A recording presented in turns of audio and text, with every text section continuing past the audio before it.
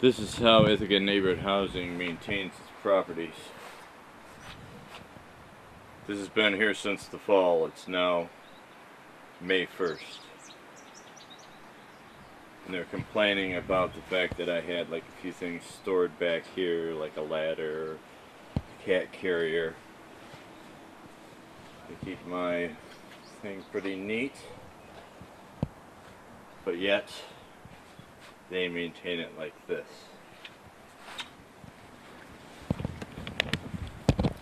Here's how Ithaca Neighborhood Housing maintains their laundry room. It's their sole responsibility to keep this clean and ready to be used by tenants.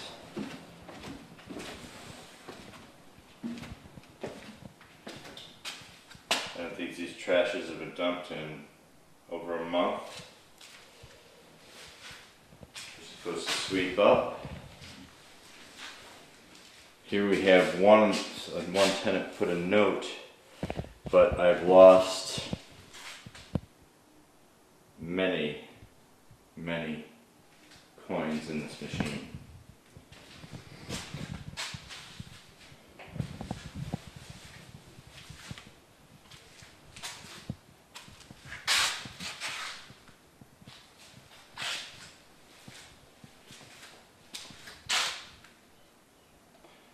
Now, true, the tenants could put their lint in here, but they're probably frustrated because these are all full up, so they probably figure, hey, they don't care, they're full up, I might as well dump it on the floor. Because occasionally when they do, in the 5 years I've been here, I think they've cleaned it once. They dump the trash maybe every 6 months, but when they did clean it up in the 5 years I've been here, then once it was clean, the tenants then kept up the cleanliness for a while until then Ithaca Neighborhood Housing does this shit again. And I just caught this on a random day. The laundry room's been a lot worse in the past. But anyway, here's more debris, and this refrigerator's been here since last year.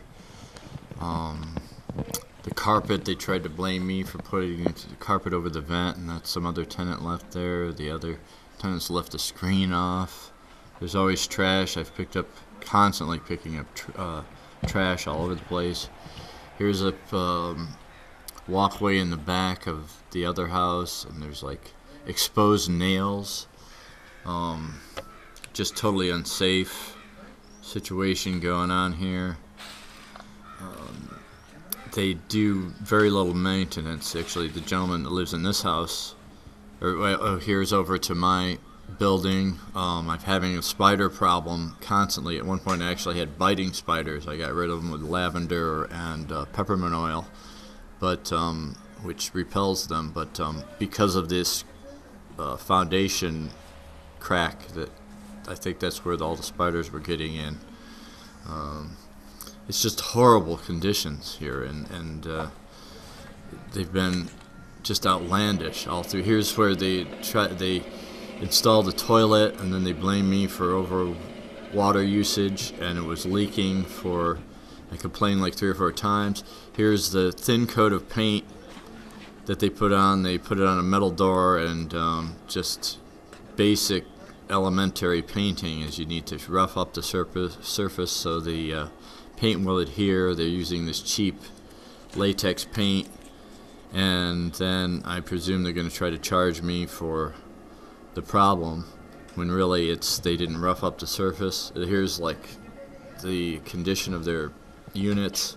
Here's like a exposed electrical conduit that I don't know, I guess it's coming in from outside. There's a lamp out there, and maybe that's the connection. But even in other surfaces, the paint is that thin, cheap latex. Here's some other areas along the front house that I've actually swept this up. It was a lot worse. But again, there's trash and debris building up all over the place. Here's some other unsafe So areas. now, what was there? Here's Another an thing interview where with they Tony. did some weird thing Well, with the now, sewer, yeah. wasn't it? Like the sewer from the other house flooded his basement, and they tried to charge him instead of being apologetic and cleaning it up. They actually charged him money. What was that all about? That's right. One of the old maintenance men with his own mouth. I said, "Oh, not another problem.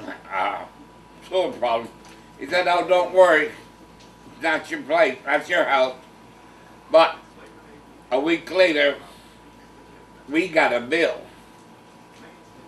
for I think it was $97 for the plumbing bill, and the people next door didn't get nothing.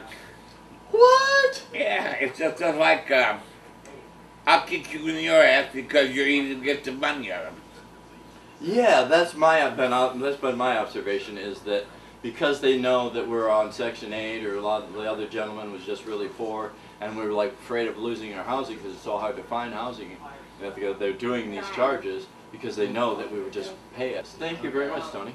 Thank you, sir. And another thing I'd like to tell you that I am 74 years old, and I've been here 9 years, and I've seen them come and go, but I've still stayed here. I still held it out. Thank you, brother. Thank you for being here. And yeah, I tried to hook him up with the Angela Cornell, but she said, well, it's been over a year since they put those charges out, so we'll just, if something comes up, call me then. But actually, I'd like to have you come on and sing. I understand you do. I've heard you sing a little bit. So eventually come into the studio. So we'll look forward to having him. This has been a controversial expose, but we'll do a pleasurable thing where he comes in and sings, and we'll talk about maybe his experience as a police officer, and or whatever else you want to talk to. Oh yeah, like I say, I police officer for 7 years and 11 and a half months in Georgia. I moved up here and kind of got hurt, and I've been here ever since. But what can I say? I did my duty, I believe, as a police officer. Got hurt, moved up here, and I've always been happy. But some of the things they do make me feel very, very hurt inside to think they tried to, excuse me, use the word shit on you because they know I'm old and on Section 8. But otherwise, thank you for having me on. Thank you, brother. We'll look forward to seeing you sing later on in the season. There's some more areas where there's just garbage and debris all over.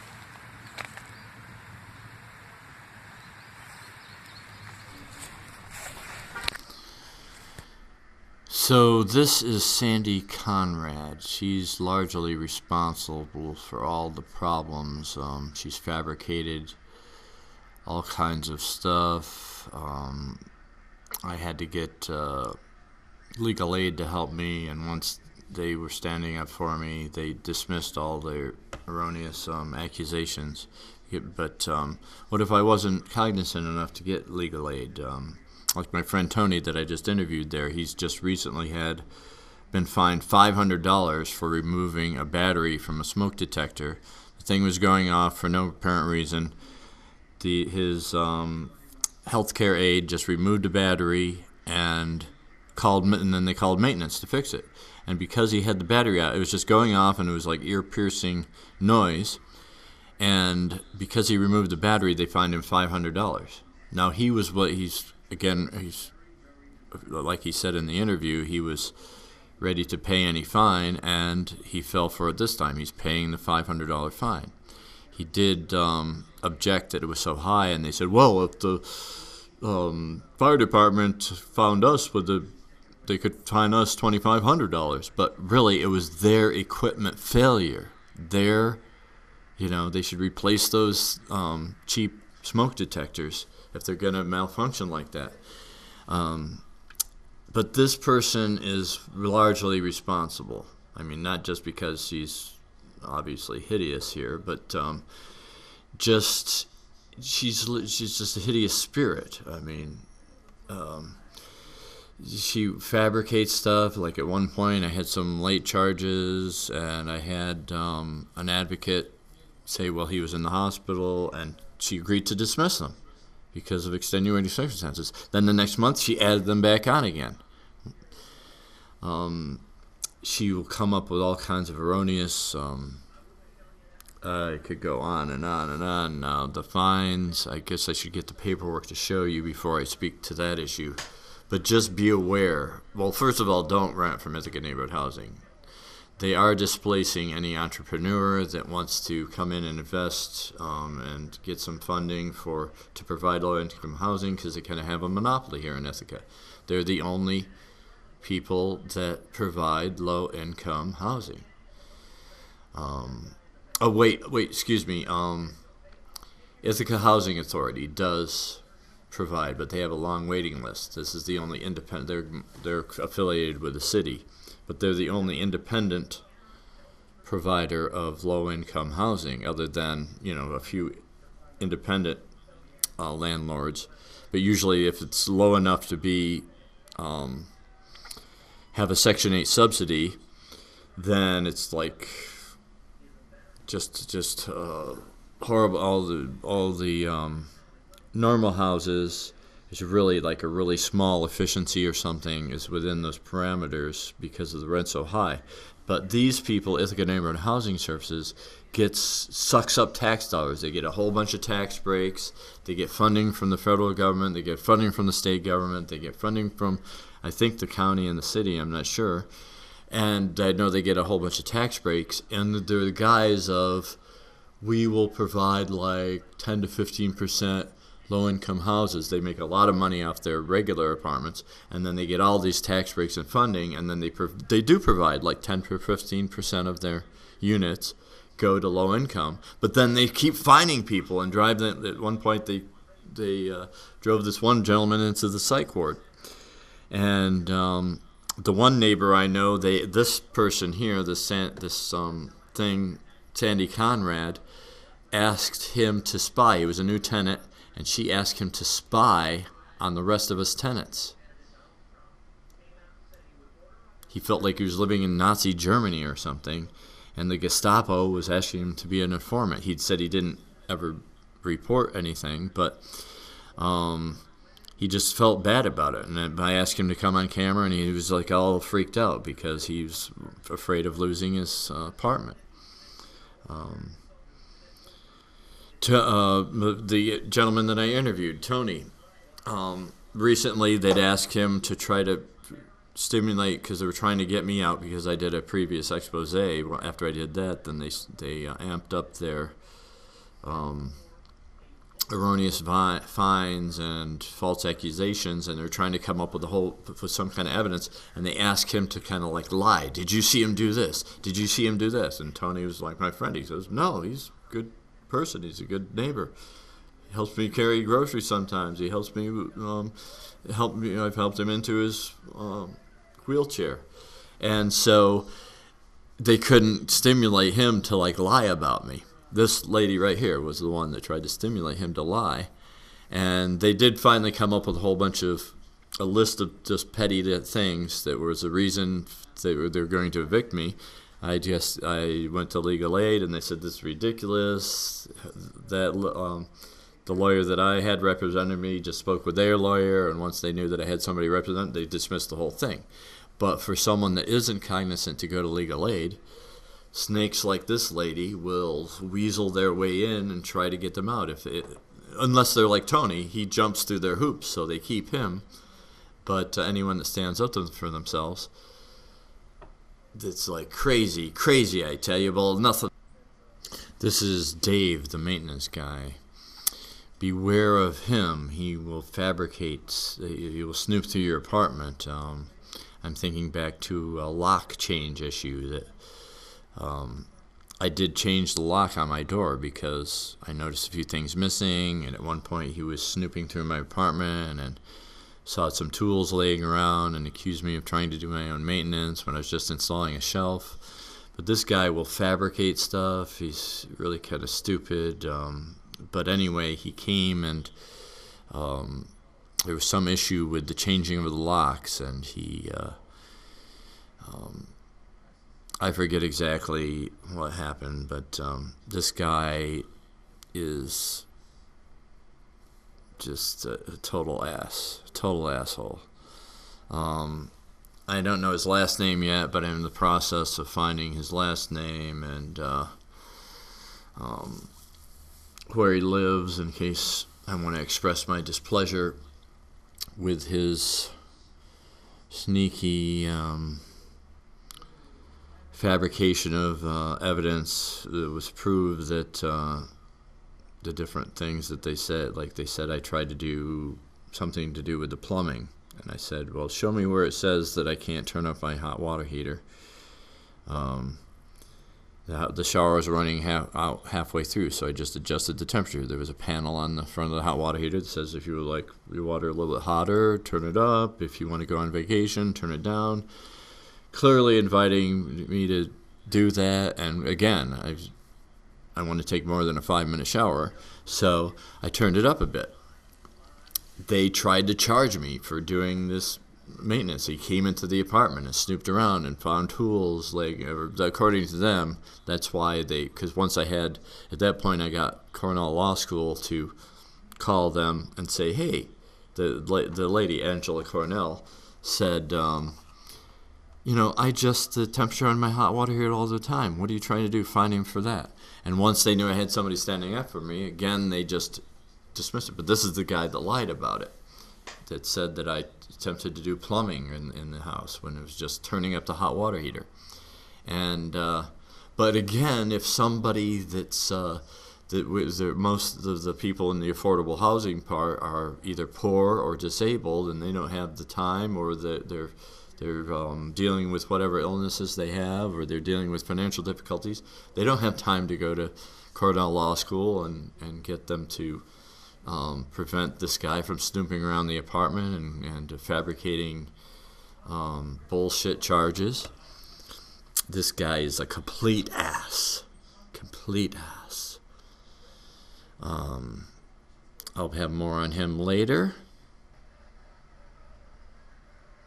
Now here's the guy that I ultimately hold responsible. This is Paul Mazzarello, or I forget exactly the pronunciation of his name. But he is the head of Ithaca Neighborhood Housing. And the fish rots from the head down. So those two other bad apples he should be aware of. He's been there for years. He's ultimately responsible for everything, really, because he's the head. He should be aware. I'm sure there have been many other complaints about what they're doing. So he's probably all in with them. So other than the stupid little smirk on his face, I just wanted you to see this is the guy that's the head. If you see him in the community, he's siphoning off money that could provide affordable housing for people that aren't undergoing the persecution. Now, truly, they do provide a certain percentage of their units are for affordable housing. But they don't help somebody if you're on disability and you're getting the bare minimum. They keep levying a whole bunch of erroneous fines, and if you don't do exactly as they say and jump through their hoops, they try to evict you, and that doesn't help. If you're paying a reasonable rate for your apartment and then they levy just one $50 fine, and they do it multiple times to most of the tenants in a month period, but just one of these erroneous fines, and that makes it no longer affordable. That's like you're paying $50 extra in rent, or like Tony is paying $500 for that fine of taking a battery out of a smoke detector that was a malfunction of their equipment. So yeah, this guy's got a stupid little smirk on his face, and but it's not really his physical appearance that's the problem. It's his inner spirit, that he's just a money-grubbing person that wants to absorb money that could otherwise go to affordable housing to benefit that organization that is so profitable. Okay, here we have these other two weasels coming in, but ultimately this Paul Mazzarelli guy, or Mazzarulli, I don't know, I can't pronounce the name, but maybe when I do the additional expose, I'll have all the info of their names, where they live, telephone numbers, but don't fall in for the Ithaca neighborhood housing thing. The only good thing that I've ever heard, I've talked to at least 24 tenants, and no one had anything good to say. A few of them came on the show in the previous expose, but the only good thing I've heard about this organization is that when they help somebody buy a house. Now that I've heard positive reviews, but that's a whole different department. This is the rental department. So there is some good to them, but as far as living in their housing, I mean, I'm sure if you're paying they don't hassle the regular tenants that pay a lot of money. It's only that's right. I should correct myself. When I have talked to somebody that's paying a lot of money for the apartment, they don't levy the erroneous fines. They don't treat them in the same way. And that speaks to the whole issue again, is that why would you treat the other tenants better? Or it's not that they treat them better, they just don't levy these fines because they probably know they won't put up with it.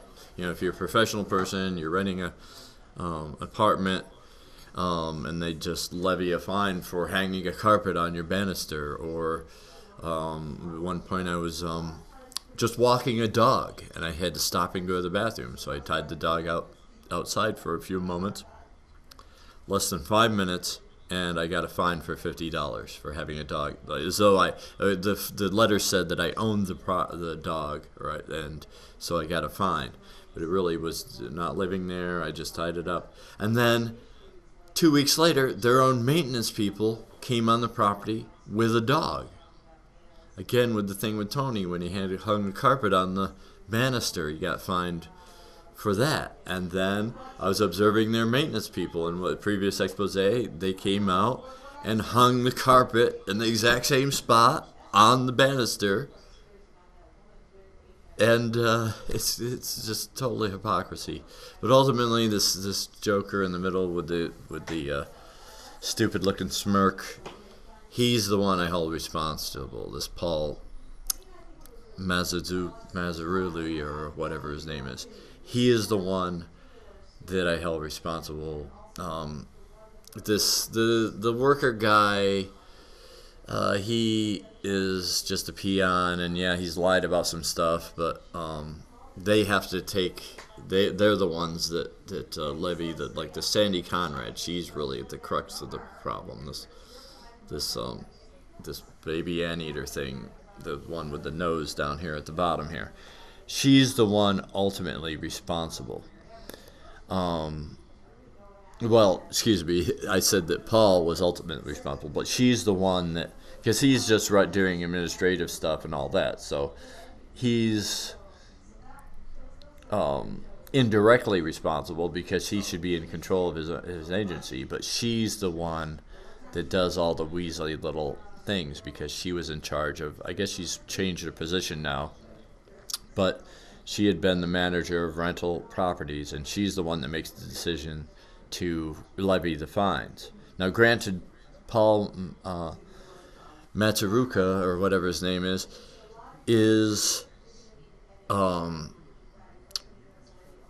he should be aware of that, because I'm sure he's got many complaints.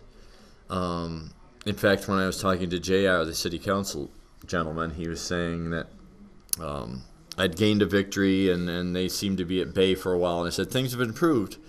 Because he was getting to help me with some stuff. He said, yeah, that's because they're getting a lot of complaints, and so they're having to rein in some of their antics and erroneous fines. But then it got worse again, at least for me, and the other tenants too. Again, just last week, Tony got that fine for the smoke detector, and the thing went off. I should have him tell the story, but I'm not sure he's going to come on again. because he's jumping through the hoops. But the smoke detector went off. There was no smoke in the apartment. It was ear-piercing noise, and his personal care aide just removed the battery so they could have a little bit of, deal with the ear-piercing, neutralize the ear-piercing sound, and then they called maintenance. That's what you would do. That's what, when I've owned my own house, if the smoke detector malfunctioned, or even if something was burning on the stove, you pull the battery out and clear the smoke out of the. So here's the toilet issue. For the past 3 years, this has been like this. I had a toilet that worked perfectly fine. They came in and installed a different toilet and left it all tore up like this, and it leaked. And the other toilet worked fine, but I think that used 2 gallons of water, and this uses 1.8 gallons of water. So it's not a real savings and it doesn't really work. It's not a real savings if it uses a small percentage less, and then you have to flush it 3 or 4 times to get the waste to go down. So they're not saving anything if the thing doesn't function correctly. The old toilet worked perfectly. But anyway, they installed this thing, and it leaked water all over the place, and then they blamed me. And then I called them, and they came and fixed it. It still leaked. Then I called again. They came and fixed it. This is over a 3-year period. Then at one point I had an advocate call them, thinking maybe that would get something done. They came and supposedly fixed it, and it still leaked again. Other than being unsightly, because I've had to live with this thing unsightly, but that's not the main issue. The main issue is they finally did correct the leak, but I guess just by tightening this bolt here. But it still leaks a little. You can see it's a little bit wet there. There's still a little bit of leakage. I know from doing when I owned my own home and installing a couple toilets, it's just a matter of doing it correctly. And these are the weasels responsible. This Paul Mazzarelli guy, he should be on top of things. Sandy Conrad is the one that really makes the decisions, because she was in the ugly one in the corner here, the nose here. But this guy up in the upper corner, he's the one that's responsible for maintenance, so he should have been on top of, hey, maybe if he's got excessive water usage, it's because of our work. Oh yeah, then they charge each time that they came and fixed the toilet, they charged me as though I did something. Their poor installation was the problem, but then they tried to charge me for something, and again I had to have an advocate go. They wouldn't just listen to me and say, hey, what are you doing? This is your poor work that's the problem, so why are you charging me? I had to, again, get an advocate, and this wastes these agencies' times. I mean, Finger Lakes Independence Center, or Cornell Law School, or New York Law, the legal aid place, they've all got real cases to deal with. They shouldn't have to deal with these people coming up with improperly installing the toilet, or finding me for having a dog tied up for a few moments when I went to the bathroom. Yeah, true, in the lease, I'm not supposed to own a dog, but it doesn't say anything that I couldn't have a dog visit. But these agencies have real cases to deal with. They shouldn't have to deal with shit from these vile worms here. They should, they have real cases of when there's discrimination, or there's some issue where it's just so frustrating. I'm stumbling over my words because it's just horrible. Fortunately now I'm moving out. I've got a really nice apartment. Oh, that's the other thing. This apartment, new apartment I have, it's $800 with everything included. This apartment was like $675, and then they said, oh well, the utilities are only like $30 a month when I first moved in. Each month it's been over $100. Look for the next episode of Ithaca Neighborhood Housing Services, Landlord from Hell.